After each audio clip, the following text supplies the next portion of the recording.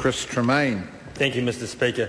Can I start by acknowledging the Honourable Rick Barker and his new role as the Senior Whip for the Labor Party, and that I look forward to working with him as we progress through the rest of the year. The Honourable Rick Barker will stand in just a few short minutes to vote in favour of this bill on behalf of the Labor Party. But if you were to have listened to his speech, with the exception of the closing 10 to 20 seconds, one would have thought that the Labor Party were opposed to this bit of legislation. But yes, I guess it did keep you guessing right to the end. But in that regard, it is good that we have wide-ranging support around the House for this piece of legislation. In fact, many of the public would be forgiven for thinking that every piece of legislation in this House is opposed. But in fact, often up to 70% of legislation, certainly at the first reading, is supported by at least the main parties, which would give rise to the fact that in many cases that there is wide-ranging support. In regard to this bill, the Sentencing Aggravating Factors Amendment Bill, I rise, Mr Speaker, just to say how important it is for me that this piece of legislation is going through the House, and particularly because as a local MP, as the MP for Napier and Wairoa, and the same should be said for any Member of Parliament who is out there in the wider New Zealand, the fact of the matter is that you get to know many members of the public, and certainly the police force is one of those members of your community or members of the community that you get to know very well. In fact, there's a number, or many of the local police that to know. Our families interact. In fact, in many situations on the sports field and ballet classes, you're part of the community together.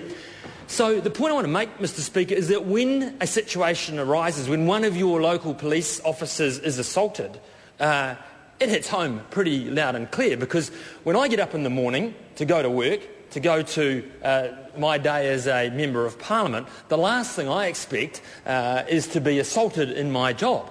However, the local constabulary, that is often a part of their job.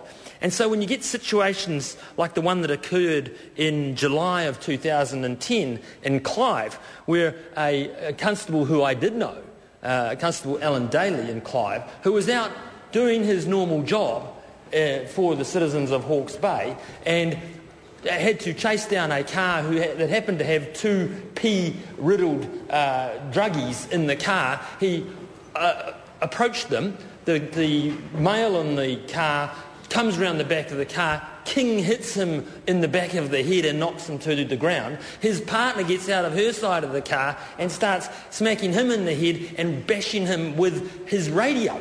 Terrible. And this is off just a simple arrest, or not even though he wasn't even looking to arrest them in that first situation. So these are the situations that arise on unfortunately, nearly a daily basis to our police constables. So we need to, as a Parliament, be looking for solutions about how we can reduce the level of assaults. I accept that this bill is not the only solution there. The steps that the Minister of Police has taken in regards to access to tasers, which I might say that the Greens are opposed throughout that process, the better access to weapons and vehicles, a range of laws that the Police Minister and the Minister of Justice have introduced, all create a package which helps our police force to be better protected when they're out there in the community, when they're looking after us as citizens, and when they are going about their job to the best of their abilities. The last thing that we should expect of them is to be thinking that they will be assaulted when they go out in their daily role. So, Mr Speaker, I'm proud that we're here supporting the Sentencing Aggravating Factors Amendment Bill. It's great that, despite some of the rhetoric on the other side of the House, that Labor are supporting this bill as well. I think it is a message that we can send to our community that we are 110% behind our police force and the outstanding job that they do in our communities around New Zealand. Thank you, Mr Speaker.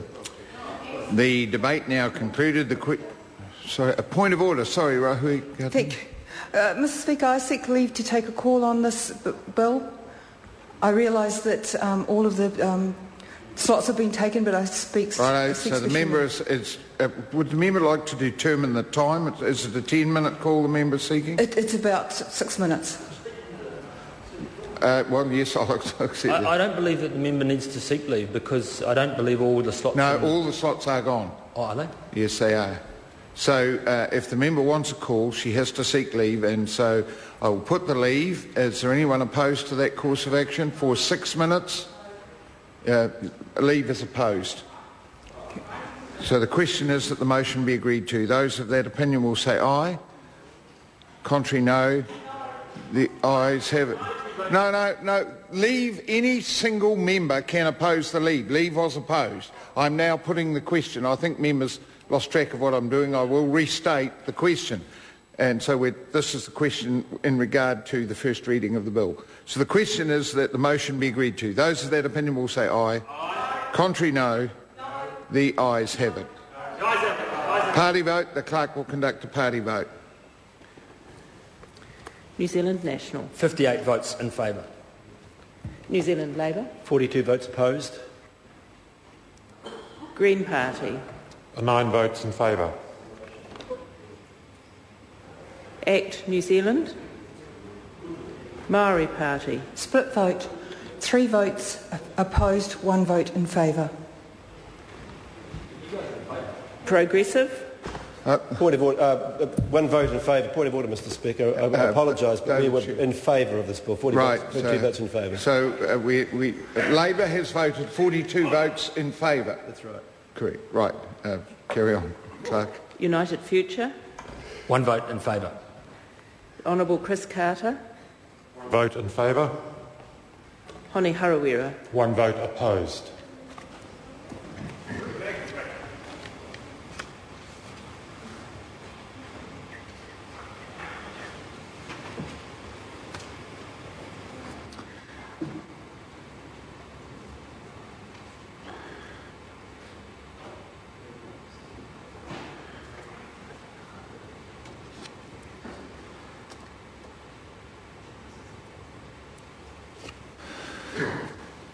The ayes are 113, the noes are 4. The motion is agreed to.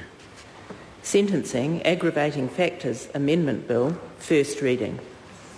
Honourable Judith Collins. Mr Speaker, on behalf of the Minister of Justice, I move that the Sentencing Aggravating Factors Amendment Bill be referred to the Law and Order Committee for consideration, and that the committee report finally to the House on or before 15 August 2011, and that the committee have authority to meet at any time while the House is sitting, except during oral questions, during any evening on a day in which there has been a sitting of the House, and on a Friday in a week in which there has been a sitting of the House, despite Standing Orders 187 and 1990, 1B and C. The question is that the motion be agreed to. Those of that opinion will say aye. Aye. Contrary, no. The ayes have it. Call on Government Order of the Day number 5.